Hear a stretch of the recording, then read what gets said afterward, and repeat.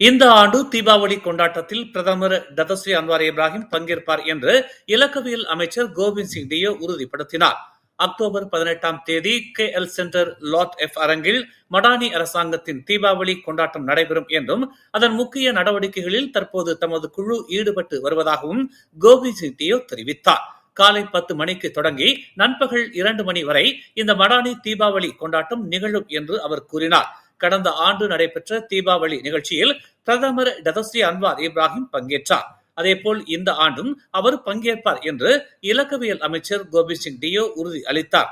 இந்த தீபாவளி நிகழ்ச்சியில் அனைத்து தரப்பினரும் பங்கேற்கும்படியாக அமையும் என்றும் பொதுமக்களுடன் இந்த தீபாவளி கொண்டாடலாம் என்றும் அவர் கூறினார். மேலும் செய்திகளை தெரிந்து கொள்ள தமிழ் மலர் நாளிதழை பாருங்கள். உடனுக்குடன் செய்திகளை தெரிந்து கொள்ள தமிழ் மலர் இணையதளம், தமிழ் மலர் செயலி மற்றும் மலர் டிவி யூடியூப் சேனலை வலம் வாருங்கள். எங்களோடு இணைந்திருக்க மலர் டிவியை பதிவு செய்து கொள்ளுங்கள். உறவுகள் மகிழ்ந்திட விருப்பம் மற்றும் பகிர்வு சேவையை சொடுக்கிடுங்கள்.